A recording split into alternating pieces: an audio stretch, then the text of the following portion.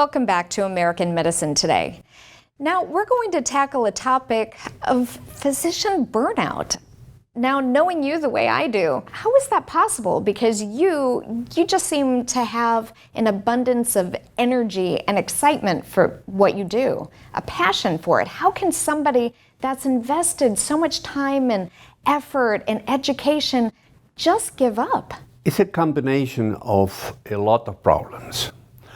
One is the lack of respect for doctors. Okay.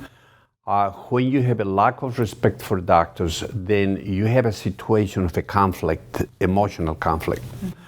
Then you have a dependency problem. Before doctors put their own offices and have their own personnel that manage and work with them. Okay.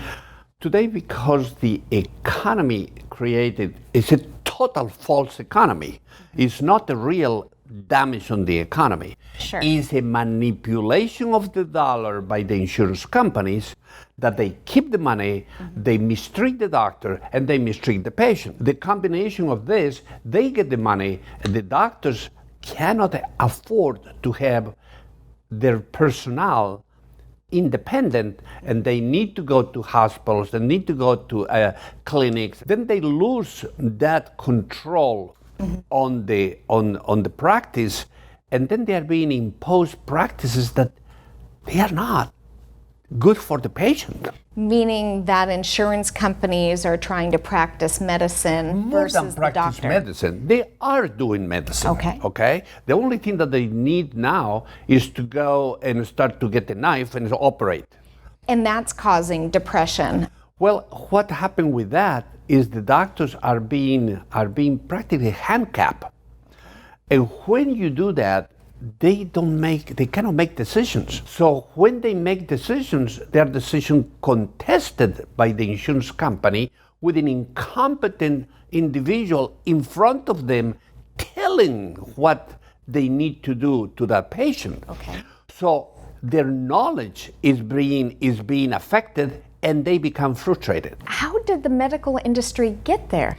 The medical industry got there because we don't have a representation by American Medical Association who sold themselves to the insurance companies. And really, they're only representative of about 17%. They do now, but before was almost 100%. And then slowly, they got in bed with the insurance companies. They slowly start to disappear. But then they got this code behavior and sold the insurance company. So they are in bed with the insurance company. I guess burnout and depression has gotten so bad that doctors are actually discussing with kids to not get in those fields. I mean, how sad is that? Well, it's very sad. It's very sad because we have an incredible necessity of physicians. And the problem is when you start to don't produce physicians that they are quality individuals, then the standard of education of that physician comes down. Then when you populate that industry, then you have slaves. Okay. You have individuals there that they just don't care for the patient. They commit errors, and they don't care about those errors. And then the group that is today still in command of medicine are well-trained doctors. Right. But then they cannot, they're being frustrated.